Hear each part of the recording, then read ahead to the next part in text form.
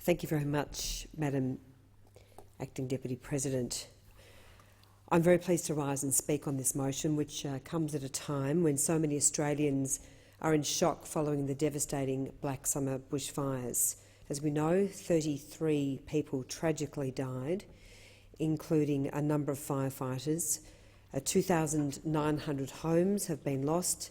An estimated 1 billion animals have died, which is overwhelming in its scale, and an estimated 10.4 million hectares has also been lost. I want to thank Senator Siewert for bringing this motion to the Parliament, because I know it comes from a good place. I know it comes from a good place in Senator Siewert's heart, and I hope that what Australians have been able to see in the Morrison government's response is that we too have made our decisions in the way we've responded with our heart, because we know how devastating this has been, these bushfires have been, for so many families.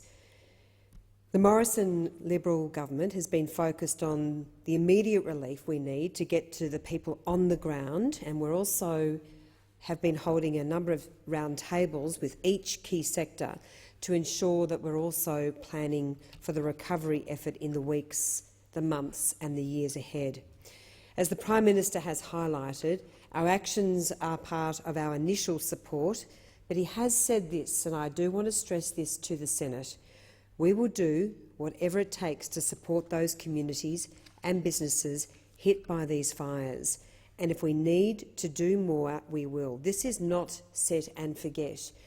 And on some of the individual cases which Senator Siewert and any other senator has raised in this place or member in the other place, can I please ask those senators or members to bring the cases to the government, because if there are people falling through the cracks because of particular individual circumstances, we need to know about it so we can consider particular circumstances and respond appropriately. I do want to say that in respect to this motion, I'm a bit disappointed that the Greens have put up this motion without acknowledging the very, very broad range of support, investment and work that we are doing, and I will make reference to that in a minute. But I first of all wanted to go through the payments and how they work, Madam Acting Deputy President, because it is quite complex, and of course there are some differences depending on which state people are in. So under the disaster recovery funding arrangements, there's what's called a Category A payment, and that covers personal hardship allowance. This differs, as I mentioned, in different states. The Commonwealth and the state actually share the cost of this payment, and the states determine when this is activated. And this has already been activated in various locations in Victoria, New South Wales, Queensland and South Australia. So in Victoria, for instance, it's $540 for an adult, $270 for a child, to a maximum of $1,890. Then there's another payment. It's the Australian Government Disaster Recovery Payment, and that's the one referred to in the motion, and that's $1,000 per eligible adult and $400 per eligible child, and we've actually just doubled that payment for children to $800. I know Senator Siewert was proposing $1,000, so we're quite close, Senator Siewert, in terms of the payment to children. This is a one-off non-means-tested payment when the disaster on individuals and families requires an additional response. It's completely paid for by the Commonwealth, and to date a very large amount of money has been paid.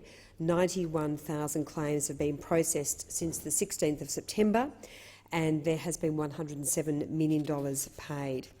Then there's another payment, and this is the Australian Government Disaster Recovery Allowance, and that provides up to 13 weeks of income support to subsidise lost income, and we're also going about simplifying the application process. So while we can't be definitive because there are different payments under Category A in different states, in very rough terms, and I'm looking particularly at the Victorian rates, for a family of 5, they can receive up to $1,890 under Category A, $4,400, and I'm talking a family of 5, 2 adults and 3 children, $4,400 under the disaster recovery payment, and 13 weeks of income under the disaster recovery allowance for each working adult where they have lost income, and that's $1,000 a fortnight for a couple, in total $7,000. So the total support is $13,300, which of course is substantial and is a lot more than referred to in the motion that Senator Seward has brought to the Senate today. In terms of explaining and articulating the range of support that the government is providing, it is unprecedented. And I say that because I have lived and breathed working with my community in the wake of the Wye River and Separation Creek bushfires, where 116 homes were lost. Thank God no lives were lost, but it was a very long journey, a very long road, and so I work with many, many families, including holding one insurance company in particular, Amy Insurance, which is owned by Suncorp, to account. That particular case ended up in the Royal Commission because of the horrendous manner in which that insurance company treated a number of families when they were proposing to essentially rip off families, and we, through a lot of advocacy and support from the relevant minister, we took that to the Parliament, to the minister, and we were able to rectify that terrible injustice. So I have lived and breathed this myself. I know how challenging this is, and as we all know, this is going to be a very long road. So, of course, the Australian Defence Force have been assisting since the start of the season in September. There have been the compulsory call-out of reservists. More than 6,500 personnel have been deployed, and that has been very, very substantial in terms of the support on the ground. The government is now paying volunteer firefighters up to $300 per day for lost income, a total amount available of $6,000. There's up to $75,000 recovery grants to primary producers and farmers, and the initial estimate in terms of what the government will spend is $100 million. So very substantial additional support for our wonderful farmers and primary producers, and we know how much they have suffered in these fires. There's also $50,000 grants to affected businesses, loans of up to $500,000 with deferred repayments and concessional rates, and there's also some support that's been provided, a single point of contact with a new hotline and 10 new financial counsellors, and we've also made the decision, of course, to delay tax filing requirements. A very, very substantial announcement by our government is the $2 billion National Bushfire Recovery Fund. We've made a number of announcements under that fund. $2 billion is an incredible amount of money. Of course, that agency, the National Bushfire Recovery Agency, has been established, led by former AFP Commissioner Andrew Colvin. There's $60 million to support severely impacted local councils, $76 million for mental health, $50 million a down payment, more to come, to protect our wildlife, and we know that that's been devastating for our wildlife. $40 million has been paid to charities to enable them to provide direct assistance on the ground by way of food, fuel and cash, $10 million for expanded financial counselling, and $15 million for rural financial counsellors, $8 million for mental health support to fund an extra 25 Beyond Blue liaison officers and clinicians to support local schools and early childhood services. There's increased resources for the National Aerial Firefighting Centre and water bombing aircraft, $20 million on top of the $11 million announced in December, and of course our annual $14.9 million budgeted amount. There's also an additional $100 million commitment to help the states clean up bushfire damaged buildings. That's a huge cost in terms of the clean-up. And there's an additional $76 million to rebuild the tourism industry, and we've announced some grants that have opened, and businesses are able to apply for grants because we know not just in bushfire-affected areas but more broadly this has hit tourism-orientated businesses very, very hard. And then, of course, there's a range of other support, our mobile service teams, our dedicated NDIA resources in impacted areas, the National Disability Insurance Agency, of course, investment in emergency communications and Wi-Fi, There's a deferral of tax liabilities for individuals and businesses, free passport replacement, and as I mentioned earlier, we're running a number of roundtables to ensure that at every sector, every part of the economy and every community, that we are doing everything possible. We can't do this on our own. We have to do it with all of the relevant agencies, communities, stakeholders, and we remain open and alive to the fact that more help may be required. And as I say to Senator Siewert and other senators, if anyone is falling through the gaps, we will take this very seriously and consider people's individual circumstances. We've also made a very substantial investment in the P2 face masks to the states and territories, a supply of 3.5 million. Of course, we know the damage that bushfire smoke can do and the health risks of that. So I hope what I have presented today is an overview of what can be seen as incredibly comprehensive support to individuals, to businesses, to communities, to our firefighters, to our charities. And then, of course, there's an enormous amount of additional money which has been raised.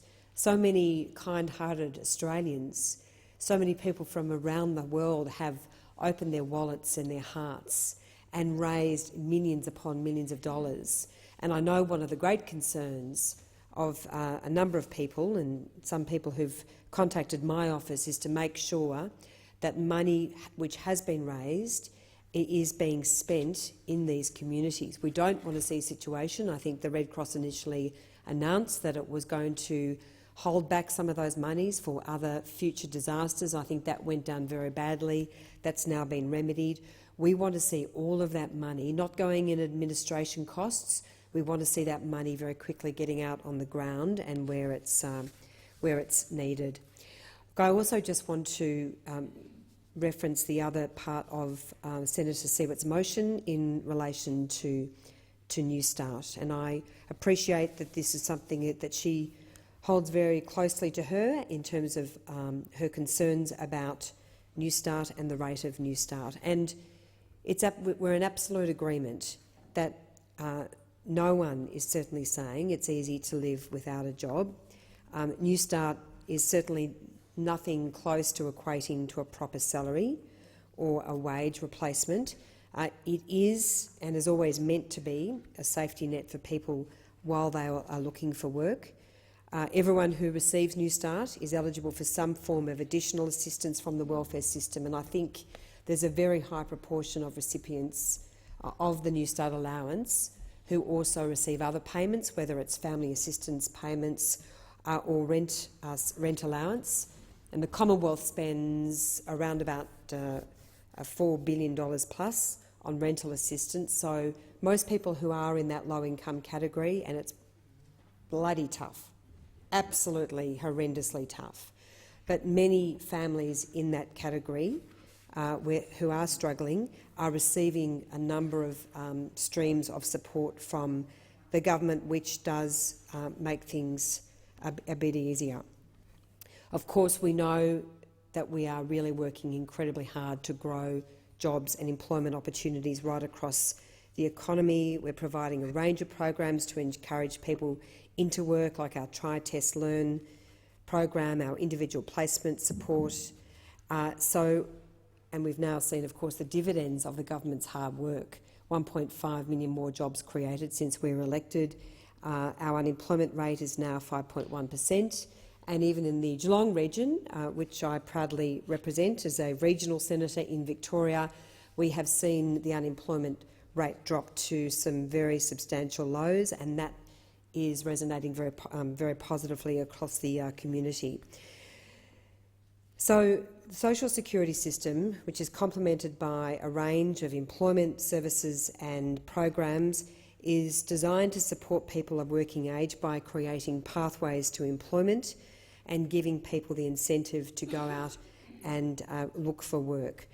We will continue to look at different ways, innovative ways, in which we can support people find work, to get those pathways to make it as easy as possible. I do want to thank Senator Siewert for bringing this motion to the Parliament today, and it's certainly been a great opportunity to explain in detail the support that our government is providing to bushfire-affected communities at this very challenging time. Senator